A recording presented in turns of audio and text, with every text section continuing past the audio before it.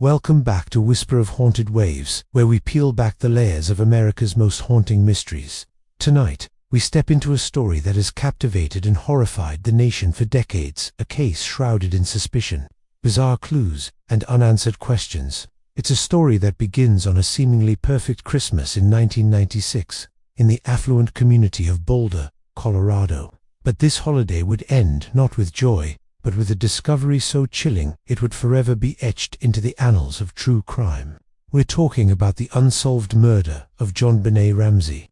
JonBenét was just 6 years old. She was a vibrant, bubbly little girl, known for her sparkling performances in child beauty pageants. With her bright blonde hair and captivating smile, she was the picture of childhood innocence. The Ramsey family father, John, a wealthy executive, mother Patsy, a former Miss West Virginia, and older brother, Burke, appeared to live a storybook life.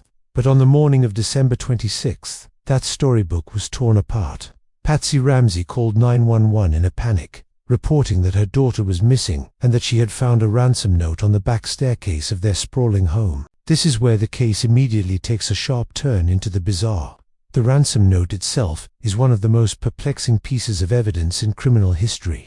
It was unusually long, spanning nearly 3 full pages of a notepad found inside the house, written with a pen that also belonged to the Ramseys. The author demanded a very specific sum of money, $118,000. This amount was almost the exact value of a bonus John Ramsey had recently received from his company. Was this a strange coincidence, or a clue that the kidnapper had inside knowledge of the family's finances? The note was rambling, filled with strange phrases and movie quotes. Signed by a group calling itself SBTC, a faction whose identity has never been deciphered. It warned the Ramseys not to contact the police, friends, or family. If they did, it stated, "Your daughter will be beheaded." Despite this explicit threat, Patsy Ramsey called 911, and in another bewildering move, she also called friends and family over to the house. This decision had catastrophic consequences for the investigation. When police arrived, the Ramsey home was not a secure crime scene. It was crowded with people. Friends were cleaning the kitchen, wiping down surfaces, and inadvertently contaminating potential evidence. John Ramsey and a friend even searched the house themselves. The initial police response has been heavily criticized over the years.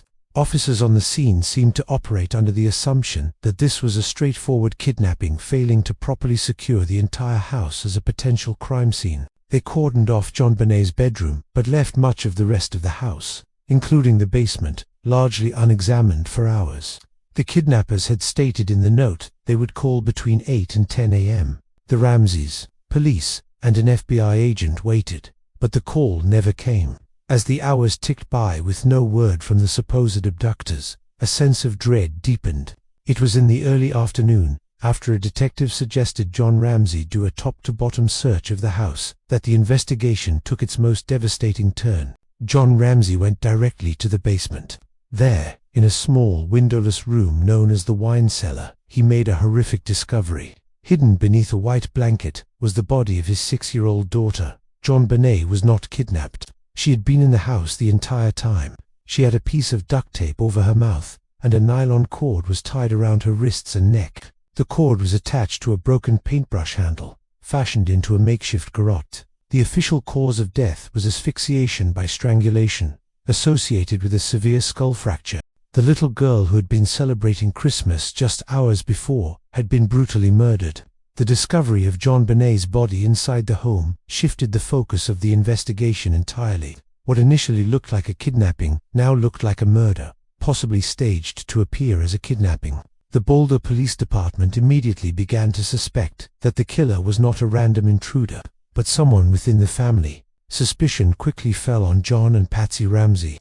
Their behavior was scrutinized, their stories questioned. Why did they call friends over? Why was the ransom note so peculiar and written on their own notepad? How could an intruder have entered and left a large, secure house without a trace?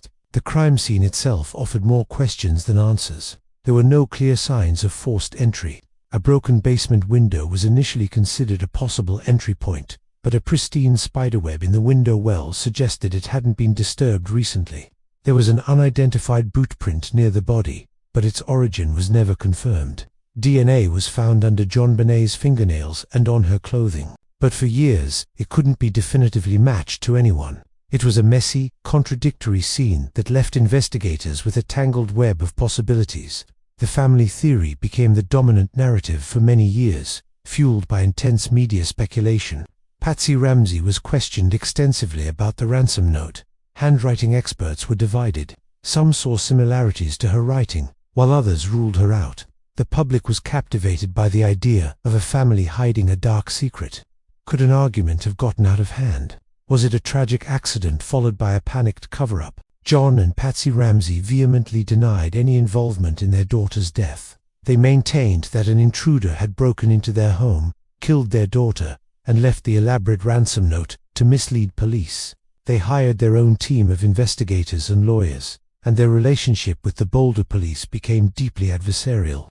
The family felt they were being railroaded, while the police felt the Ramseys were being uncooperative. Another theory that gained traction involved JonBenét's older brother, Burke, who was 9 years old at the time. This theory suggests that Burke might have accidentally struck his sister, perhaps in a fit of anger, over a toy or a snack. A bowl of pineapple left on the kitchen counter became a strange and debated piece of evidence, and that their parents then staged the kidnapping to protect their son.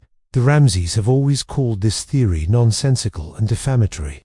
Burke Ramsey, who has spoken publicly in recent years, has also flatly denied these accusations, and no direct evidence has ever supported this scenario. Then there is the intruder theory.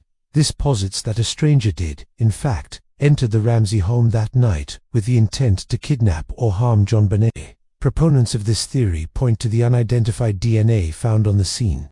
In 2008, new touch DNA testing techniques led the Boulder District Attorney to officially clear John, Patsy, and Burke Ramsey of any involvement. The DA at the time, Mary Lacey, issued a formal apology to the family, stating that the DNA evidence pointed to an unexplained third party. This was a stunning reversal, but it didn't solve the case. It only deepened the mystery. Who was this unknown male?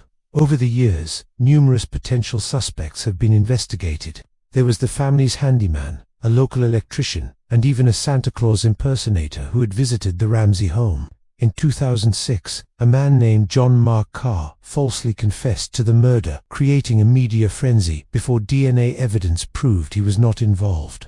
Each lead turned into a dead end, leaving investigators and the public right back where they started. The case remains a tragic puzzle. Patsy Ramsey died of ovarian cancer in 2006, never seeing justice for her daughter. John Ramsey has continued to push for more advanced DNA testing on the evidence, believing that modern technology holds the key to finally identifying the killer.